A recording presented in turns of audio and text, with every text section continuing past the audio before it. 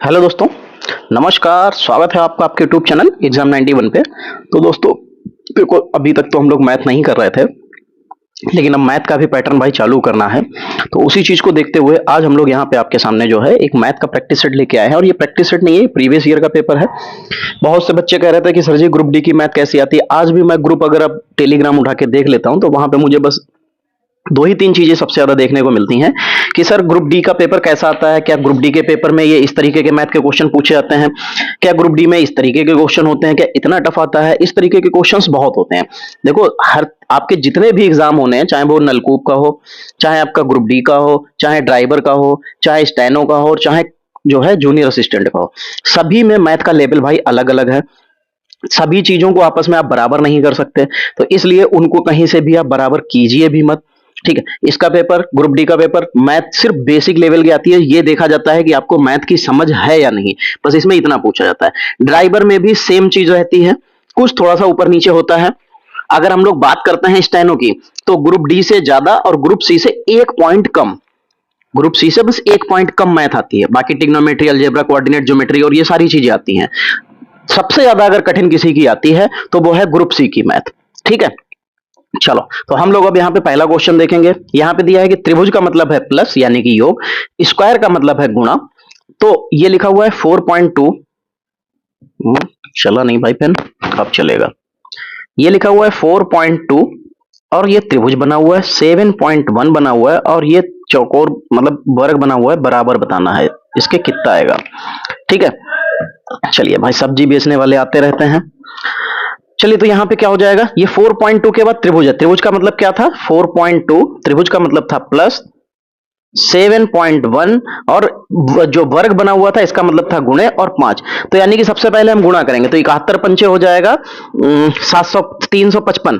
कितना हो जाएगा, 355। और ये जो 355 बना है, बस इस 355 में एक के बाद दशमलव लग जाएगा। और ये 4.2 जो था इसमें प्लस था। ठीक है, तो इस प्लस को यहां से हम लोग हटाएंगे और कहां पे लेके जाएंगे, 4.2 पॉइंट के नीचे पॉइंट और ऐड कर देंगे। कितना आ जाएगा, 5 2 7। अब यहां पे आप खुद देख लीजिए कि 7 सिर्फ एक पॉइंट, पॉइंट के बाद 7 सिर्फ एक ही संख्या में, और यही इसका आंसर हो जाएगा। ठीक है, चलिए फिर यहां पे लिखा हुआ है 2/5, सेकंड क्वेश्चन। अरे भाई सब्जी वालों यार, क्या ही बताया जाए। चलो फिर 5/2 लिखा हुआ है, तो यहाँ पे ये 5 से 5 चला जाएगा, 2 से 2 चला जाएगा, आंसर कितना मिल जाएगा, 1 मिल जाएगा। फिर लिखा हुआ है यदि किसी संख्या के 40% का 20%, तो संख्या हो गई x का हो गया 40% का 20% और हमको निकालना है, और बराबर में कितना दे रहा है आंसर, 8 दे रहे हैं। तो ये 2 जीरो तो ऐसे कट जाएंगे, ऐसे कट जाएंगे। फिर 4 दूनी 8 ये हो जाएगा और 8 ये कट जाएगा, बचेगा कितना, x बराबर आपका कितना आ जाएगा, 100 आ जाएगा भाई, और यही आपका आंसर बन जाएगा। तो देख रहे हैं कितने आसानी से आपके क्वेश्चंस बन रहे हैं, कितने आसानी से क्वेश्चंस बन रहे हैं। बिल्कुल भी कोई भी चीज ऐसी नहीं है जो आपको ना लगे। यदि 12 कलमों की कीमत 30 रुपए है, तो ऐसे करके 12 कलम जो लिखे हैं इनकी कीमत है कितनी, 30 रुपए।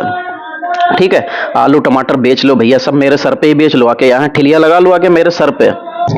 तो अब जब हमें 12 की कीमत पता है, तो जब तक हम एक की कीमत नहीं निकालेंगे हमें सबकी नहीं पता चलेगी। तो एक, अरे अरे अरे अरे, कहां भाई कहां, चलो तो एक कलम की कीमत कितनी हो जाएगी, तो हो जाएगा, जब हमने 12 को 12 से डिवाइड किया तब एक आया, तो इसका मतलब 30 को भी 12 से डिवाइड करना पड़ेगा। जो भी काम करते हैं वो दोनों तरफ करते हैं। अब हमको चाहिए कितने का, चाहिए है भाई 26 का, तो ये लीजिए भाई 26 कलमों का मूल्य कितना हो जाएगा। अब एक में हमने 26 से गुणा की, तो हमें दोनों तरफ 26 से गुणा करनी पड़ेगी। ठीक, ये रुपए में, तो कितना आ जाएगा, 6 दूनी 12, 6 पंचे 30, 2 से ये 13 बार, तो यानी कि कितना आ जाएगा, 13 पचे 65 रुपीज। और ये लीजिए भाई आपका 65 रुपीज, ये आंसर हो गया। तो यहाँ पे आपने एक चीज ये देखी कि पेपर तो बहुत सरल आ रहा है, लेकिन इसमें क्या है, बेसिक सी चीजें पूछी जा रही हैं, और यही बेसिक चीजें जो है आपके लिए इंपॉर्टेंट हैं। अगर आप इन बेसिक चीजों को नहीं जानते हैं तो फिर आपको वहां पे सवाल लगाना थोड़ा सा मुश्किल हो सकता है। चलो खैर, यहाँ पे लिखा हुआ है यदि 10 कुर्सियों का लागत मूल्य 8 कुर्सियों के विक्रय मूल्य के बराबर है। जैसे मान लेते हैं 10 रुपए की हमने कोई चीज खरीदी, लेकिन जब हम 8 रुपए में इस 8 चीजें मतलब 10 चीजें खरीदी 10 रुपए की, लेकिन जब हम बेचते हैं कितनी 8 चीजें, कितनी बेचते हैं 8 चीजें, तो हमको रुपए कितने मिल जाते हैं, तो रुपए मिल जाते हैं 10। ठीक, अब ये बन गया क्रय मूल्य और ये बन गया विक्रय मूल्य। तो आपको पता है कि लाभ निकालने के लिए हम लोग क्या करते हैं कि विक्रय मूल्य माइनस क्रय मूल्य करते हैं, तो विक्रय मूल्य माइनस क्रय मूल्य और बटे में क्रय मूल्य गुणे में 100 कर देते हैं, तो हमको परसेंटेज मिल जाता है। ठीक है, अगर हम लोग यहाँ पे परसेंटेज निकालना हो तो पहले तो 10 में से 8 गया, 2 बचा, बचे में बटे में 8, क्योंकि क्रय मूल्य तो ये बन गया था। पहले तो क्रय मूल्य ये था, 10 चीजें तो हमने खरीदी थी 10 रुपए की, लेकिन जब हमने 8 चीजें बेची तो हमको 10 रुपए मिल जाते हैं। अब 10 रुपए जो मिल रहा है वो बन गया विक्रय मूल्य, और जो 8 रुपए जो हमने जिन चीजों को बेचा था वो बन गया क्रय मूल्य। तो फिर यहां से निकल आएगा, अब गुणे में कर देंगे 100, तो ये 2 से ये 4 बार चला जाएगा, 4 से ये 25 बार चला जाएगा, और आपका आंसर कितना आ जाएगा, ये लीजिए भाई 25% आपका आंसर आ गया। ठीक है, तो 25% आपका आंसर आ गया। चलिए भाई आगे बढ़ते हैं। अब देखिए क्या लिखा हुआ है, बट्टा का परिकलन सदैव किया जाता है। जो बट्टा होता है वो उसका परिकलन किस पे किया जाता है, विक्रय मूल्य पे। अगर आप बट्टा जो है विक्रय मूल्य पे लगाएंगे तो कभी भी आप लगा ही नहीं पाएंगे, पहले तो आंसर नहीं आएगा। लागत मूल्य पे देखो, लागत मूल्य अलग चीज हो जाती है। क्या होता है, लागत मूल्य वो होती है जिस पे हम लोग, जैसे मान लीजिए आपने एक पेन बनाया, तो पेन बनाने में जो खर्चा हुआ वो है लागत मूल्य। लेकिन जब हम लोग बेचने जाते हैं तो वो बेचने की चीजें अलग होती हैं। ठीक है, वो बेचने की चीजें क्या होती हैं, वो बेचने की चीजें थोड़ी सी अलग हो जाती हैं। वो बेचते जब हम हैं तो उस पे हमें एक मूल्य अंकित करना पड़ता है कि भाई हमने बनाया तो इतने में है। ठीक है, पेन तो हमने बनाने में 1.5 रुपया खर्च किया है, लेकिन अब इसको हम मार्केट में 1.5 रुपए का तो बेचेंगे नहीं। ये तो भाई सच्चाई है। क्यों? क्योंकि हमको कुछ क्या लेना होगा, प्रॉफिट लेना होगा, क्योंकि हमने जिनसे बनवाया है उनको भी तो कुछ पैसा देंगे, तो वो पैसा कहां से लाएंगे, तो वो बन जाता है हमारा विक्रय मूल्य। और जो हम लोग उस पर अंकित करते हैं वो होता है अंकित मूल्य। और बट्टा जब भी दिया जाएगा तो वो हमेशा याद रखना अंकित मूल्य पर दिया जाएगा। ठीक है, अंकित मूल्य पर ही बट्टा दिया जाता है। चलिए आगे देखेंगे, 10% प्रतिवर्ष ब्याज दर से 2800 रुपए का 18 माह का प्रभावित चक्रवृद्धि ब्याज निकालना है। देखो, इसको लगाने के दो तरीके हैं। क्या है, इसको लगाने के दो तरीके होते हैं, और आपको कैसा पहला पता है ये आप लोग कमेंट में जरूर बताना। आप लोग इसको जरूर मुझे बताना। इसके दो तरीके, मैं आपको दोनों तरीके बता दूंगा, लेकिन उससे पहले आपको जो आता है वो जरूर मुझे बताना। चलिए देखते हैं। देखो, सबसे पहले तो इसमें जो 10% दे रखा है, क्या दे रखा है, 10% इसका ब्याज। अरे भाई तुम लोग कहां भाग जाते हो यार, 10%। ये जो 10% आपको इसका, ये 10% इसका जो ब्याज दे रखा है, इसको हम लोग भिन्न में बदल लेते हैं। तो 10 बटे में 100, तो कितना बन जाएगा, 1/10 बन जाएगा। ये जो 1/10 बना है, ठीक है, इसको ट्री मेथड से लगाएंगे तो ये कितना हो जाएगा, 2800। दो पार्ट में तोड़ लेंगे क्योंकि हमको 18 माह यानी कि 24 माह का हम लोग सीधे निकाल लेते हैं। ठीक है, या तो अगर आपको ऐसे ना समझ में आए तो अभी मैं दूसरा भी मेथड बता दूंगा। ठीक है, कितना हो जाएगा, 2800। अब हम लोग इसको सबसे पहले क्या करेंगे, इसको इसका 1/10 निकालेंगे, कितना आ जाएगा, 280। ये भी कितना आ जाएगा, 280, क्योंकि यहां पे जो अमाउंट रहता है वो दोनों का सेम रहता है। अब इसके ऊपर फिर ब्याज लगेगा तो फिर कितना लगेगा, 1/10 लगेगा, तो यानी कि कितना आ जाएगा, 28। ये होता है फर्स्ट ईयर का ब्याज, और ये पूरा बनेगा सेकेंड ईयर का ब्याज।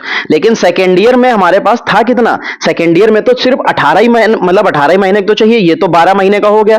ये पूरे हमने निकाल दिया, ये भी 12 महीने का हो गया। अब इस 12 महीने को हमको चेंज करना है किस में, तो 12 महीने का ब्याज है हमारे पास 8, 2, 10 और 3। 12 महीने का ब्याज है इतना, तो एक महीने का कितना हो जाएगा, 308 बटे में 12, और हमको कितने का चाहिए, 6 महीने का, तो 6 एकम 6 दूनी 12, तो 2 से ये कट जाएगा, कितना चला जाएगा, 2 एकम 2 पंचे 2 चौके 154। तो ये 280 और 154 इनको जोड़ देंगे तो कितना हो जाएगा, 4, 8, 5, 13 के 3 हासिल लगा 1 और 4, 400 कितना बना देंगे, 434। ये तो एक ट्री मेथड हो गया। ठीक है, अब चलो इसका एक दूसरा मेथड भी होता है, वो भी देख लेते हैं कि भाई करना क्या पड़ता है इसमें। ठीक है, एक दूसरा मेथड भी होता है भाई, चलो देखते हैं। देखो, जब हमारे पास ब्याज समय कितना दे रखा है, 18 माह। इस 18 माह को इस 18 माह को अगर हम लोग मान लें एक साल में कितनी छमाही होती हैं, तो एक साल में छमाही कितनी होती हैं, 2 होती हैं। ठीक है, तो हमारे पास छमाही कितनी है, 3। तो यानी कि एक साल का ब्याज कितना दे रखा था, 10, तो इसको भी हमें डिवाइड करना पड़ेगा, तो ये कितना बन जाएगा, 5%। समय हमारे पास कितना बन जाएगा, ये तो दर हो गई, क्योंकि दर हमें साल की दे रखी है और छमाही पे निकालेंगे तो उसका भी आधा करना पड़ेगा। समय कितना हो जाएगा, समय हो जाएगा भाई हमारे पास छमाही, एक साल में 2 होती हैं और 6 महीने की एक छमाही बनती है, तो 3 बन जाएंगी यहां पे 18 महीने की। ठीक है, समय हो गया 3 साल, और आपको रुपए दे ही रखा है, मूलधन दे ही रखा है, कितना है, 2800। ठीक, अब आप जो है इसका ब्याज वैसे करके भी निकाल सकते हैं, 2800, और क्या होता है कि 1 + 5 बटे में 100 की पावर 3। आप इसको भी सॉल्व कर लेना, तो आ जाएगा 5 एकम 5 से 20 बार, यानी कि 2800 गुणे कितना बना देगा, 21 बटे 20 की घात 3। अब जो है जब आप इसको सॉल्व करके लेके आएंगे,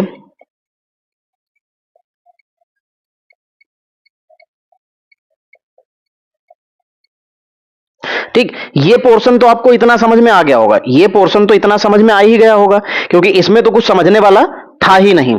तो फिर अब हम लोग यहां पे क्या करेंगे, 1 0 1 0, 2 0 2 0, 2 से इसको काट देंगे, कितने बार जाएगा, 14 बार, 2 से इसको काट देंगे, 7 बार जाएगा। फिर यहां पे कुछ तो फंसना चाहिए, 20 पंचे 100, तो 20 एकम 20 और 1 21, चलो तो 21 और क्या बता, 3 बार 21 है ना, और गुणे ये 1 बार 7 भी है, और डिवाइड कितना है, ये बचा है 20, तो इसकी एवरेज में आएगा 3241, और हमारे पास था कितना अमाउंट, 2800, तो 1 4 32 में से 28 चला जाएगा 4, तो लगभग 441, और ये सबसे नजदीक पहुंचेगा इसके, क्योंकि ये चीज जो है आपकी एग्जैक्टली इसलिए भी नहीं आई क्योंकि हम लोगों ने इसको 3 साल मतलब जो 18 माह था इसको वैसे बना लिया। आप चाहो तो इसका एक सूत्र जो आता है, सूत्र से भी रखना, तब भी आ जाएगा, जो मैंने ट्री मेथड बताया तो आपको वहां से पूरा का पूरा आंसर देखने को मिला था। खैर चलो इसको साइड करते हैं, अगले क्वेश्चन की तरफ चलेंगे, बहुत ज्यादा टाइम ले लिया इसने। चलो यहाँ पे दिए गए घनाकृतियों को उनके संबंधित फलकों के साथ सुमेलित करना है, किसके साथ, फलकों के साथ सुमेलित करना है। चलो देखते हैं, गोलार्ध, गोलार्ध में कितने फलक होते हैं, तो भैया जो गोलार्ध होता है, गोला का अर्ध, तो गोला जो मतलब आपकी गेंद, फुटबॉल, आप इनको गोलार्ध गोला कह सकते हैं, और इनका आधा कर देंगे तो क्या हो जाएगा, वो आधा, तो वो कुछ इस तरीके से बन जाएगा। ठीक है, इस तरीके से, तो इसमें फलक कौन सा हो जाएगा, यही तो एक फलक दिखाई देगा आपको, तो ये आपका एक फलक के साथ चला जाएगा। घनाभ, घनाभ क्या होता है, घनाभ भाई आपका ये बन जाता है, और इसमें कितने फलक होते हैं, पासा जानते हो, डाइस जानते हो, कितने फलक होते हैं, घनाभ में 6 फलक होते हैं। अब शंकु, तो शंकु भैया क्या बनता है, शंकु आपकी ये आकृति, अरे ये मैं इतना बना ही क्यों रहा हूं यार, यहाँ पे तो अपने पास तो होते हैं ना, ये तो अपने पास है, ये लीजिए, ये बन गया आपका शंकु। तो शंकु बन जाने में कितने फलक बन जाएंगे आपको, शंकु में कितने बन जाएंगे, तो 2 फलक बन जाते हैं।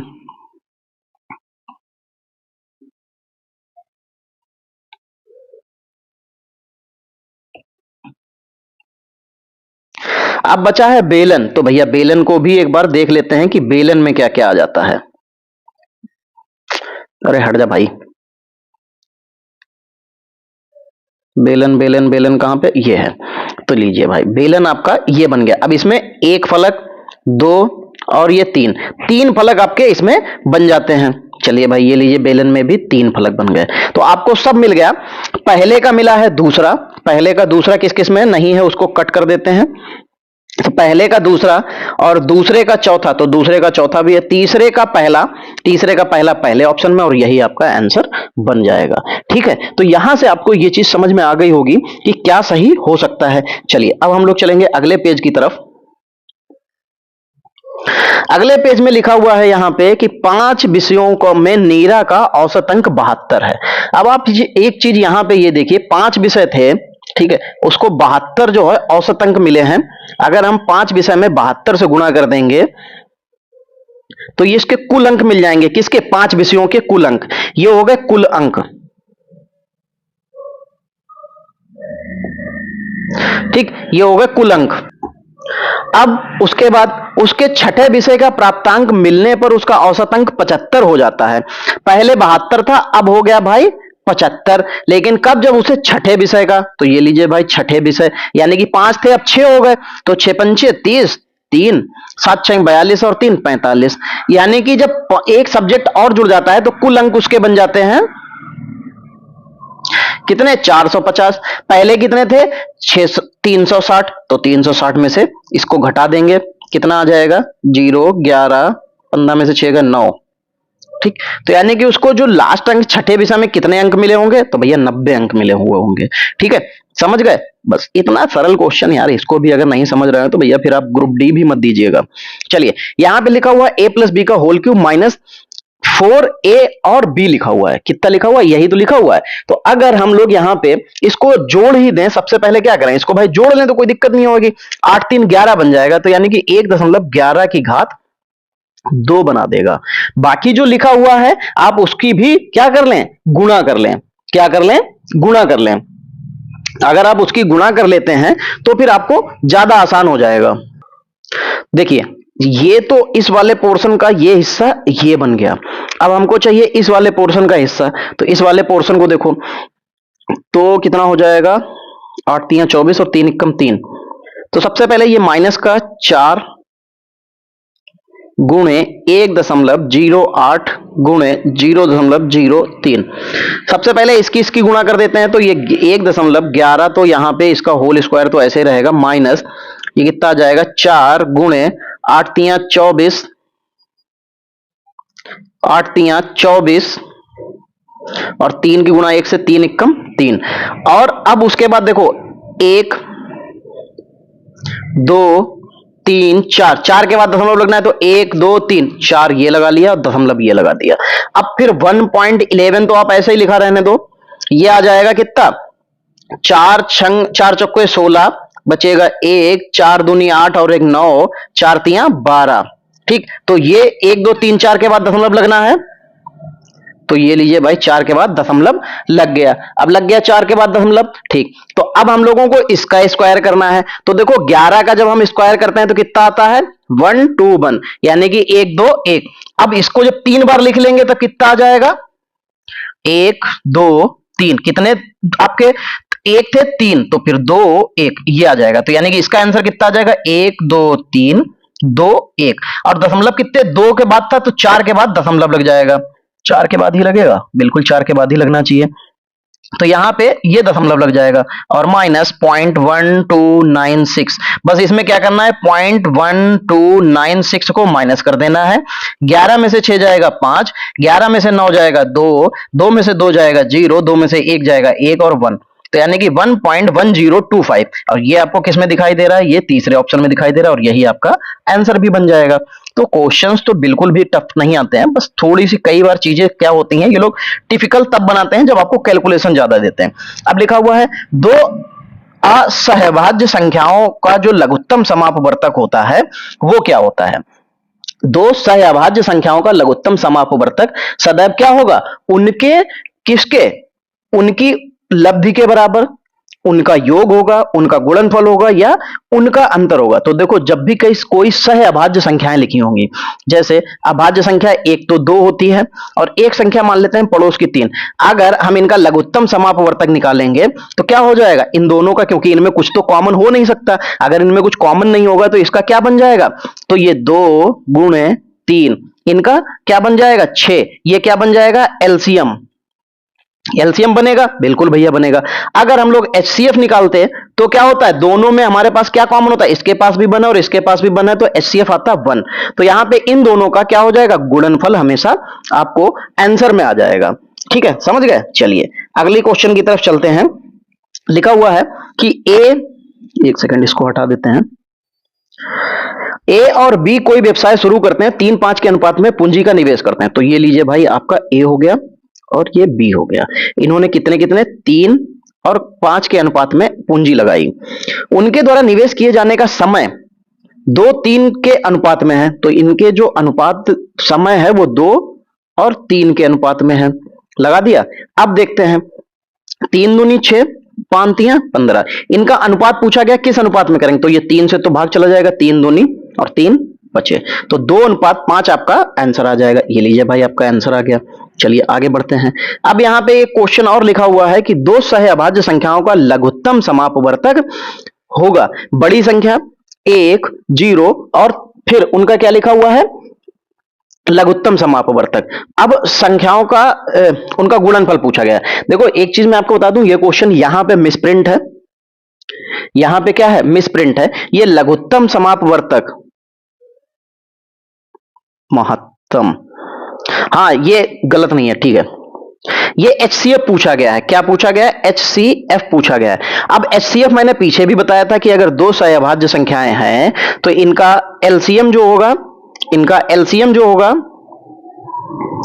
ठीक, LCM कितना होगा, 6 हो जाएगा, और HCF की बात करेंगे तो कितना आ जाएगा, 1। तो इसलिए यहां पे इसका आंसर 1 बन जाएगा। ये दो क्वेश्चन एक ही जैसे पैटर्न पे पूछे गए थे, अगर आपने इनको सीख लिया तो आपके वहां पे 2 नंबर बिल्कुल थे।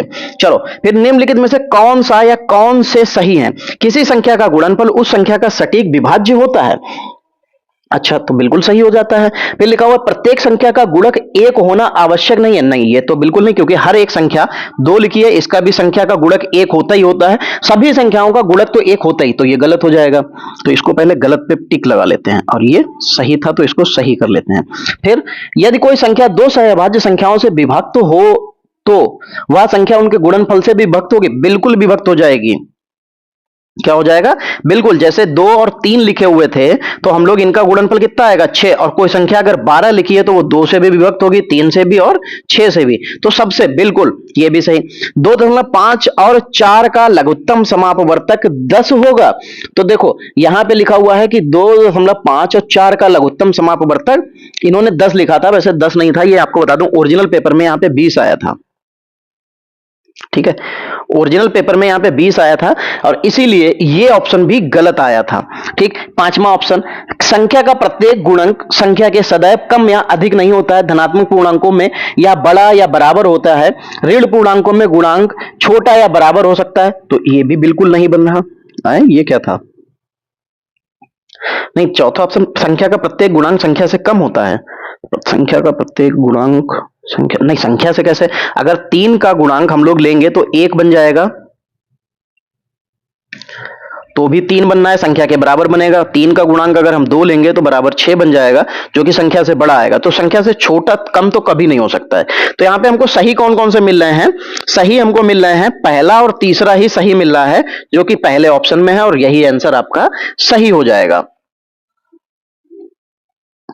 चलिए भाई आगे बढ़ते हैं। लिखा हुआ है यहां पे हमको सुमेलित करना है। अब आपको एक चीज ये ध्यान रखना, आप यहां पे सही कर लीजिए पहला ऑप्शन, इसी से आपको आंसर मिल जाएगा। ठीक है, बाकी कुछ भी आपको करने की जरूरत नहीं पड़ेगी, क्योंकि लगभग एक ही ऑप्शन ऐसा होगा जो इसके साथ मैच करेगा। 343 बनता है 7 की घात 3, भाई क्यूब ना याद हो तो याद कर लेना। 49 बनता है 7 की घात 2, फिर 216 लिखा है 6 की घात 3, फिर गुणे, इसको हम लोग लिख सकते हैं 4 गुणे 4, कितना लिख सकते हैं, तो 4 गुणे 4 लिख सकते हैं। फिर 81 का मतलब होता है 9 गुणे 9 होता है। ठीक, अब एक चीज याद रखना, ऊपर 7 है नीचे 6 है, तो हमको इसको बनाना पड़ेगा, क्योंकि यहां पे 4 की घात 2, 9 की घात 2 बन जाएगा, जो कि हमारा कहीं पे भी आपको कोई भी आंसर इनमें नहीं देखने को मिलेगा। ठीक है, तो ये ऊपर वाला छोड़ते हैं, पहले इसको सॉल्व करते हैं। तो ये तो 6 की घात 3 रहेगा ही, फिर बचा आपके साथ 4 की घात 2, तो इसको हम लोग लिख सकते हैं 2 गुणे 2, और इसको भी लिख सकते हैं 2 गुणे 2। ठीक, 9 को कैसे लिख सकते हैं, 3 गुणे 3। ठीक, तो अब देखो ये 2 इसके साथ जाएगा,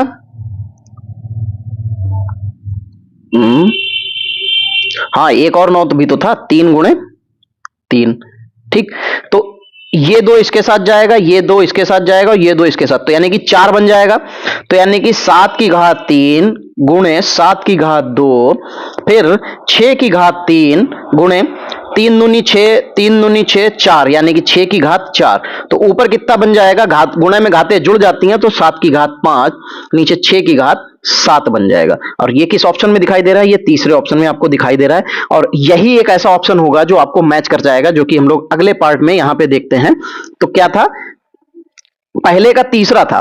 अब पहले का तीसरा सिर्फ आपको एक ही ऑप्शन में दिखाई देगा, इससे ज्यादा किसी भी ऑप्शन में आपको यहां पे नहीं दिख सकता है। बस, अरे ये तो 2 ऑप्शन में है यार, यहां तो गड़बड़ कर दिया इन्होंने। चलो कोई नहीं, अगर ये भी कर दिया तो यहां से भी हम लोग इसको हटाएंगे और फिर दूसरे ऑप्शन को देख लेंगे। ठीक है, दूसरे ऑप्शन को देखते हैं। तो भाई सबसे पहले हमको एक चीज को सॉल्व करना है।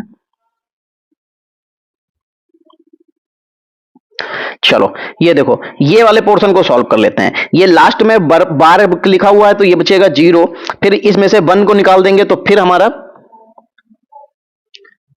यहां पे ये बचा 0, और 0 1 में से 0 जाएगा तो फिर बचेगा हमारे पास 1। इसको खत्म करते हैं, और ये 1 इस वाले 1 में से जाएगा तो फिर 0 बचेगा।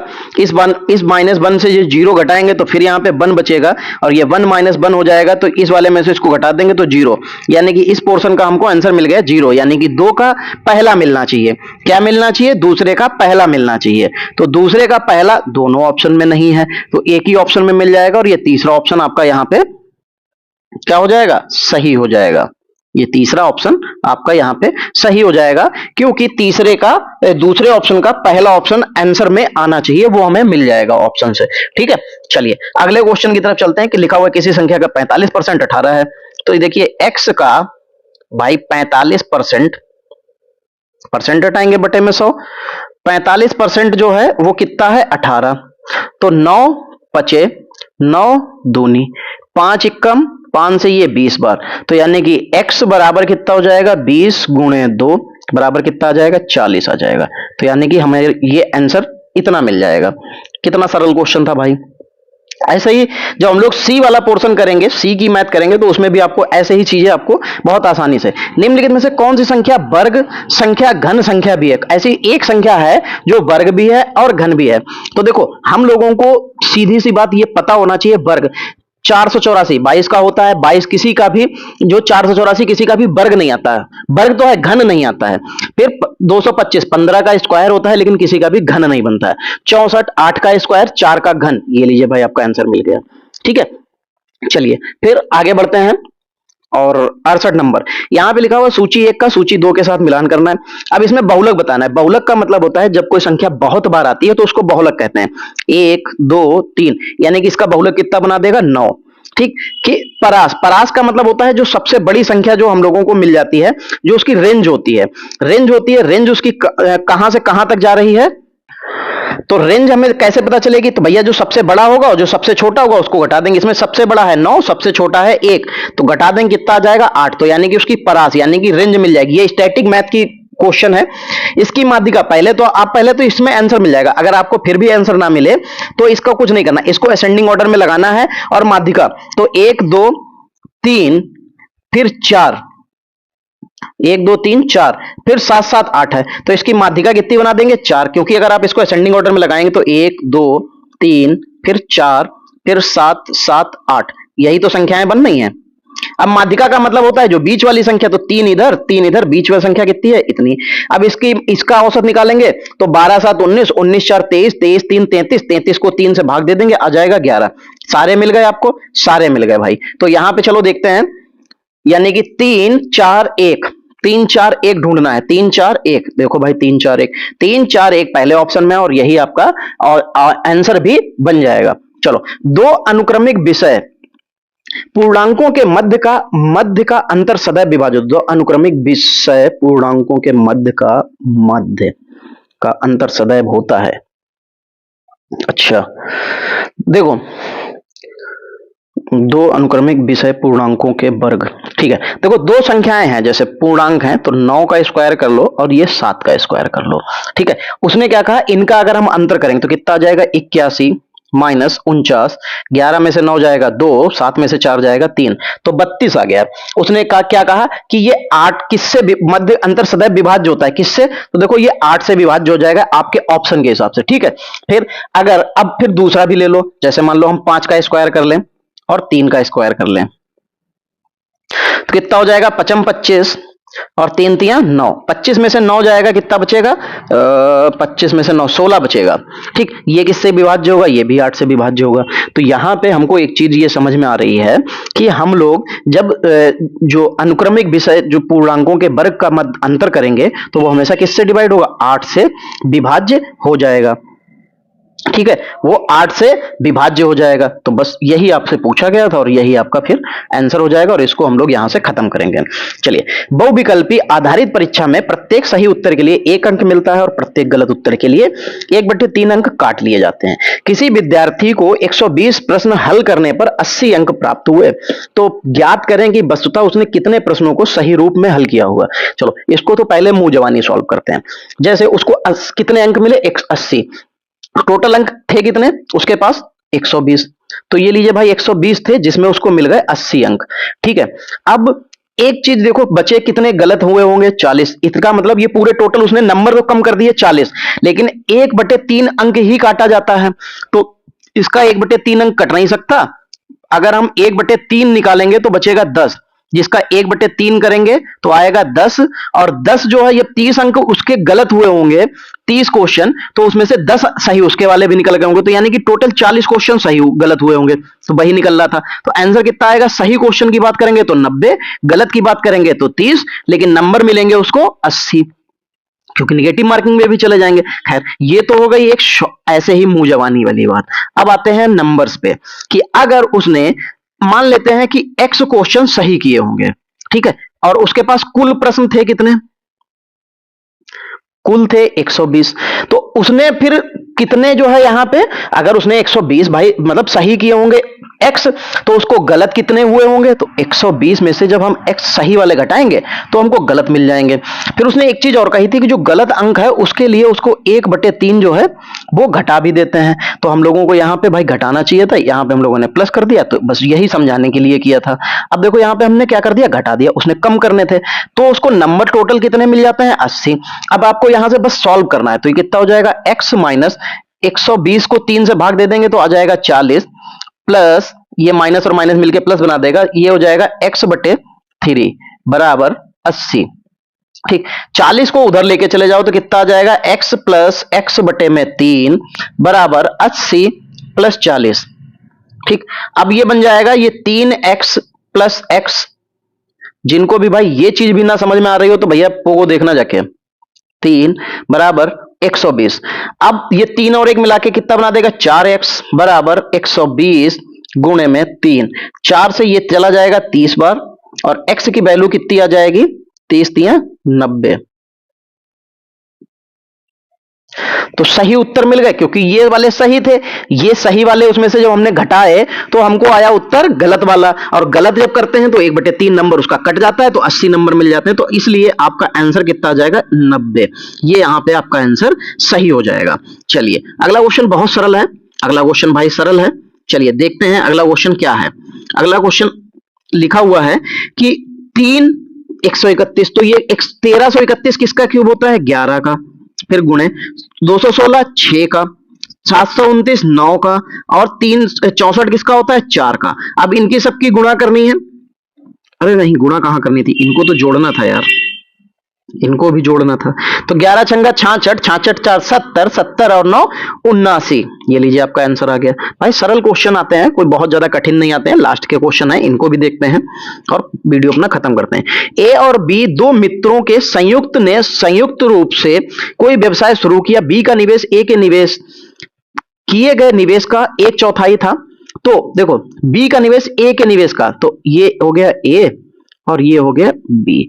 तो उसने क्या कहा? बी के द्वारा निवेश किया गया जो होगा वो ए के निवेश का तो 1/4 होगा। तो बी के द्वारा ए के निवेश का 1/4। अरे कहां कर रहा हूं यार, ये तो आएगा भी नहीं उसमें।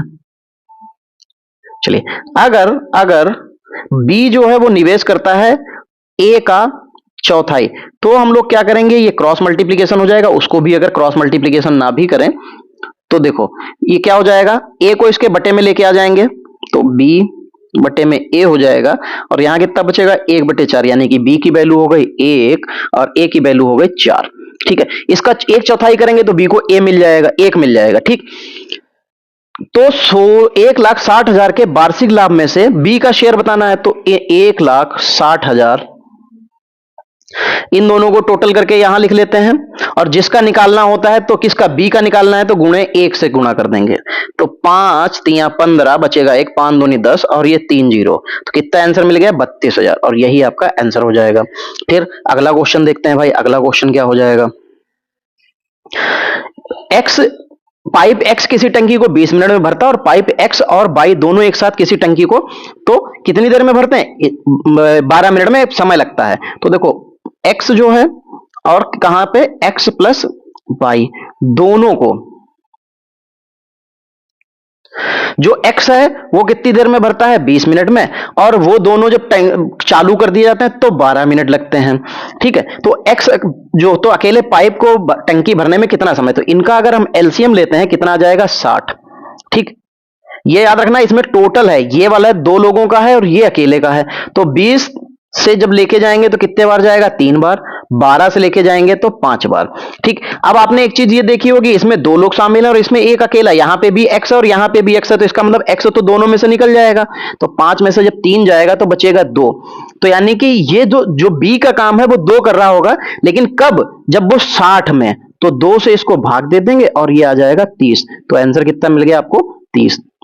ये मेथड बहुत सरल है, इसके अलावा एक मेथड और होता है वो भी देख लीजिए, कोई समस्या नहीं है। देखो जब 1/x प्लस 1/y ये दोनों करेंगे तभी तो टोटल मिलेगा जाके, तो टोटल कब मिलता है, तो टोटल मिलता है 12, क्योंकि 12 मिनट में दोनों भर रहे हैं। x कितनी देर में भर रहा है 20 मिनट में, तो प्लस 1/y बराबर 1/12। अब कुछ नहीं करना है, बस 1/y को इधर ही रखना है, तो 1/12 माइनस 1/20, फिर वही चीज एलसीएम ले लेना है, तो यहां 12 पंचे 20 तिया 60, देखो करना वही आएगा, घटाया दोनों में से वही 2/60, 2 से 3 बार 30 बार गया, और क्या था 1/22 बराबर कितना आ जाएगा 1/30 मिल जाएगा, तो बाई की वैल्यू 30 मिल जाएगी, फिर वही चीज मिली। तो उससे अच्छा ये है ना कि जो चीज हमें आसानी से समझ में आ जाए, आसानी से कर सकें, उसको करिए। अगला क्वेश्चन, राधिका अपनी पूरी यात्रा का 3/5 भाग रेल से तय करती है, 7/भाग बस से तय करती है, और शेष, तो हमको क्या करना है, टोटल यात्रा उसने की होगी 1, क्या किया होगा, टोटल यात्रा उसकी कितनी होगी, उसकी टोटल यात्रा होगी भाई 1, उसका 3/5, अरे माइनस क्यों, 3/5, आप चाहो तो इसको x भी कर सकते हो, कोई दिक्कत नहीं है। ठीक, तो उसने क्या कहा था, यहां पे भी x, और फिर प्लस क्या कर रहा था 7/20 भाग, तो 7x/20, और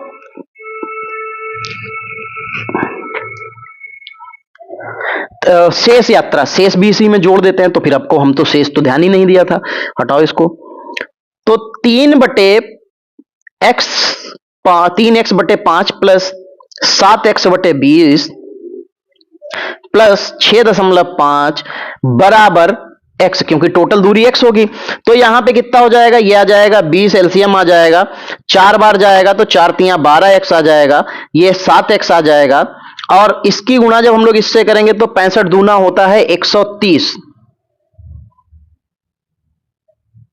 ये दशमलव लग जाएगा और बराबर x बना देगा। अब देखो 12 और 7 कितना बन जाता है 19x बन जाता है, बराबर ये 20x बना देगा, और अभी एक चीज और थी यार, ये 12x प्लस 7x प्लस 1300 मतलब 130 बराबर x, और इसकी गुणा 20 से हो जाएगी तो 20x, ये बना देगा 19x प्लस 130 बराबर 20x, 19 को इधर लेके चले जाएंगे तो क्या आ जाएगा 20x माइनस 19x बराबर 130, तो यहां पे x बराबर कितना आ जाएगा 130 आ जाएगा, और यही आपका आंसर बना देगा 130 किलोमीटर। अरे कहां लग रहा है भाई, ठीक है, चलिए लास्ट क्वेश्चन है, इसको भी देखते हैं और फिनिश करते हैं इसको।